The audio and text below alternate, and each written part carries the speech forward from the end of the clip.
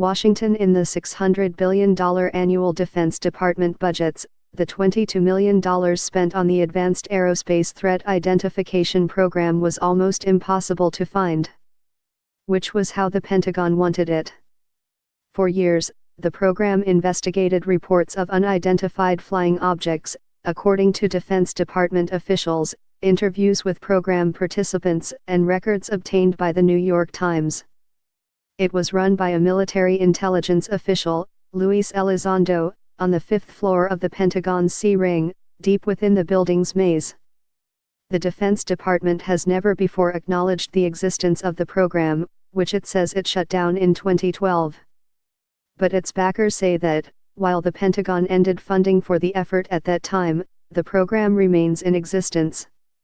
For the past 5 years, they say, officials with the program have continued to investigate episodes brought to them by service members, while also carrying out their other Defense Department duties.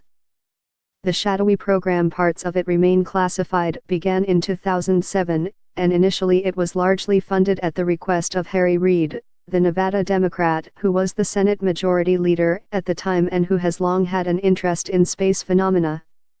Most of the money went to an aerospace research company run by a billionaire entrepreneur and longtime friend of M.R. Reid's, Robert Bigelow, who is currently working with NASA to produce expandable craft for humans to use in space. On CBS's 60 Minutes in May, M.R.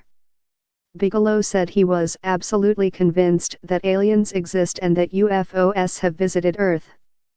Working with M.R. Bigelow's Las Vegas-based company, the program produced documents that describe sightings of aircraft that seemed to move at very high velocities with no visible signs of propulsion, or that hovered with no apparent means of lift.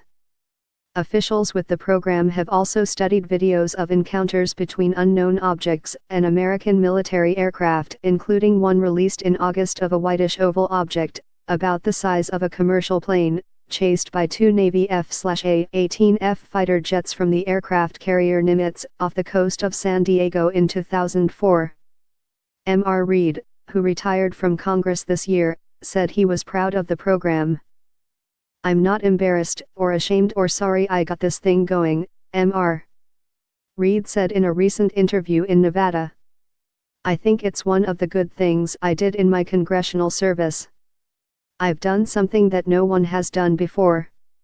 2 other former senators and top members of a defense spending subcommittee, Ted Stevens, an Alaska Republican, and Daniel K. Inouye, a Hawaii Democrat, also supported the program. M.R. Stevens died in 2010, and M.R. Inouye in 2012. While not addressing the merits of the program, Sarah Seeger, an astrophysicist at MIT, cautioned that not knowing the origin of an object does not mean that it is from another planet or galaxy. When people claim to observe truly unusual phenomena, sometimes it's worth investigating seriously, she said. But, she added, what people sometimes don't get about science is that we often have phenomena that remain unexplained.